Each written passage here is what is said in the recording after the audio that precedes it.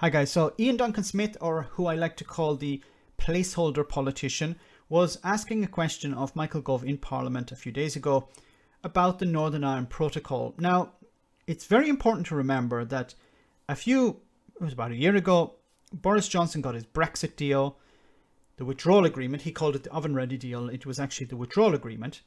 He ran it through Parliament, but in order to do so, he wanted members of Parliament not to read it. So what he did was he forced it through Parliament without giving politicians, MPs, time to read it. Now, in order to do so, he needed support from MPs, particularly the Conservative Party. Iain Duncan Smith was one of them. Iain Duncan Smith voted to not allow MPs time to read the withdrawal agreement bill. And then he voted for it. So he voted to stop MPs from reading the bill, and then he voted for the bill. Now, I'm not sure whether he read it himself. I don't think he did. But he voted to stop MPs from reading it. Or at least limit the amount of time they had to read it, to scrutinise. He didn't want them to scrutinise it. Now he's complaining about it. And I've talked about this before. But once again, the problem that's facing Northern Ireland at the moment is not the Northern Ireland Protocol. It's not the withdrawal agreement. It's Brexit itself. Because all of this stems from Brexit. And I'm not talking about it in an abstract way. I'm talking about that there was a clear decision made by the British government not to have the UK within the single market and customs union. They didn't want that. There was an option to have the UK within the single market and the customs union, but the British government decided we don't want that. We want to leave, and we want to leave the single market and the customs union. If they had stayed, we wouldn't be seeing the problems we're seeing today. The Northern Ireland Protocol was to help overcome the problems of Brexit. It was like a sort of safeguard. It was like a life jacket for the negative effects of Brexit on Northern Ireland. Now, of course, it's not working perfectly because it's a safety. It's not going to protect you from everything.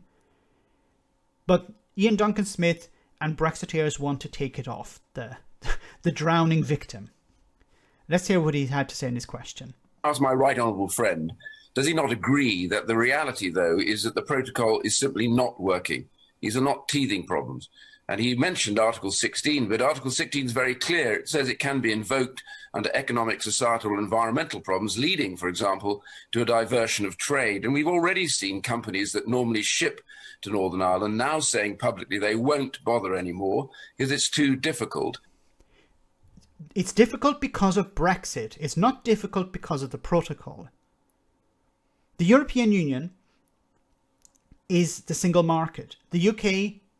Great Britain is outside the single market. So if you want to sell into the single market, there are going to be restrictions. The single market needs to protect itself. What the Brexiteers seem to want, but they're not very clear. They don't want something, but they're not saying what they do actually want. They're saying, we don't want this Northern Ireland Protocol. Okay, then what's the alternative? Just to allow goods to move into the single market unfettered? But then what's the point in being in the single market if someone outside the single market is able to export their goods into it unfettered, without any restrictions, without any checks? We are seeing also diversion, where some of the supermarkets and others are talking about depots now in Southern Ireland rather than in mainland GB. Now, what he's talking about here is that because supermarkets in Northern Ireland aren't able to get their produce in from Great Britain, they're sourcing their produce in the Republic of Ireland instead. Because there are no restrictions. There are no restrictions going from the Republic of Ireland into Northern Ireland. This is the workaround. Now, I didn't want this. Remainers didn't want this. Iain Duncan Smith did want this. He is to blame for this. He's to blame on so many levels for this. He campaigned for this. He promoted this. He was on TV almost every bloody night talking about how great Brexit will be, how great it will be for Northern Ireland. Remember, just over a month ago, in December, none of these restrictions existed. Now they're here. And they're here to stay. But what the Brexiteers want is, in some way, it seems, for the EU just to end the single market within the EU. Why should it do that? To help Brexiteers, to help Boris Johnson. Because Boris Johnson has thrown businesses under a bus. Boris Johnson and the Tories and the Brexiteers have thrown Northern Ireland under a bus. And they want the EU to fix the problem. A problem that they did not create, and a problem that they highlighted on numerous occasions. And Brexiteers responded with Project Fear, scaremongering, oppressive EU, bureaucratic EU. I ask my right honourable friend, therefore, for all the talks about teething problems, in the short term, what will he do to rectify this terrible disaster with advertisers now saying that they simply can't supply goods if you're in Northern Ireland? What are they going to do in the short term? Well, they're going to try and kick the can down the road. Michael Gove has reached out to the European Commission, asked them, look, can we extend these grace periods? But the problem with the grace periods is that in some cases, it's not going to help all businesses. It's going to be a bit of a break, it's going to slow down some of the damage of Brexit, but you're kicking the can down the road. But it's not going to resolve long-term problems. It's not going to stop. It's not going to allow all products just to be shipped into Northern Ireland without any restrictions. This is what I talked about before, about how Northern Ireland is going to become more and more aligned with the European Union, more and more aligned with the Republic of Ireland. We're seeing almost immediately businesses in Northern Ireland, they need their products to sell. They can't get them across the border from Great Britain. So they either go out of business or they find a new supplier. They're finding suppliers in the Republic of Ireland in order to survive. Now, many of these businesses didn't vote for Brexit.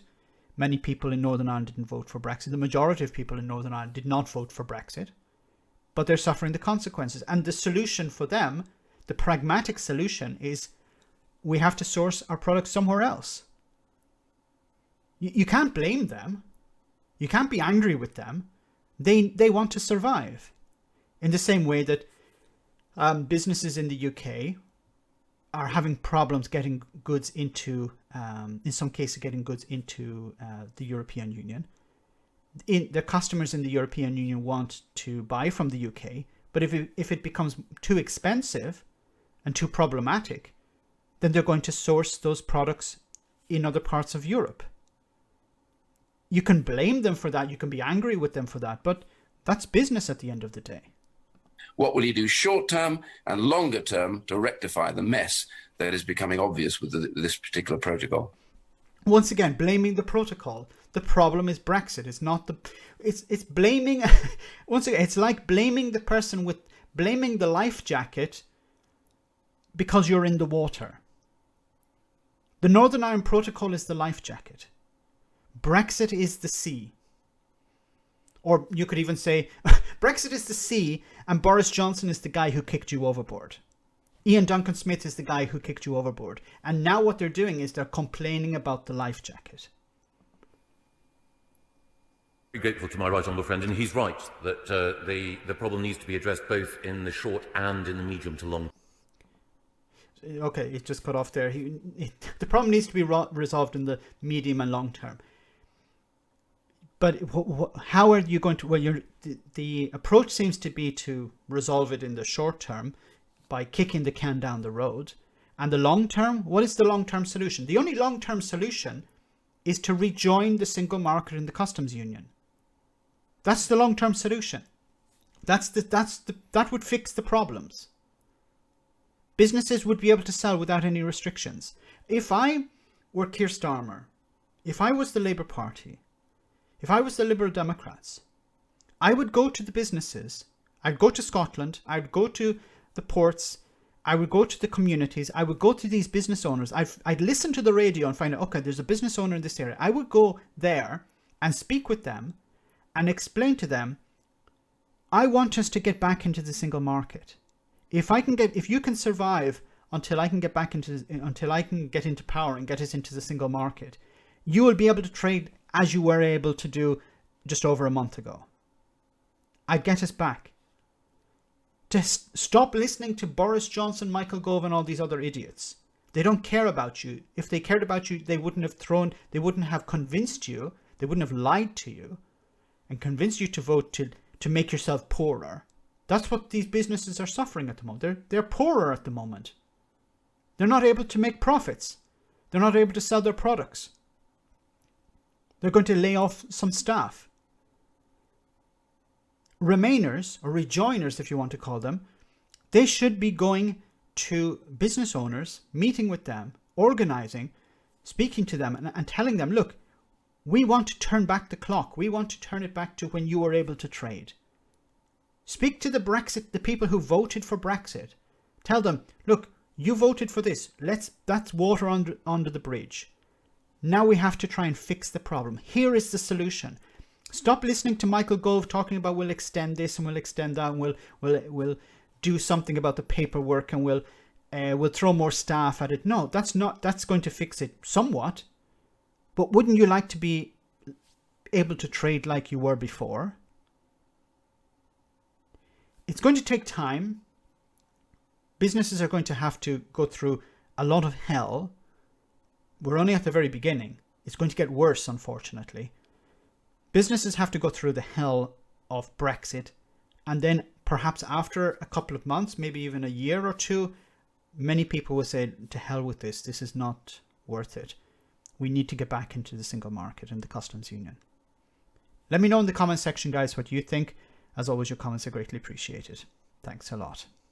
I want to say a big thank you to all of my patrons. You ensure that this channel continues to exist. I'm eternally grateful for all of your support. If you join Patreon, you will receive instant access to our Discord server, where we have both audio and video chats. You can chat with me and other patrons, where we discuss important and non-important issues. Becoming a patron per month costs about the same as a large coffee, so why not check it out?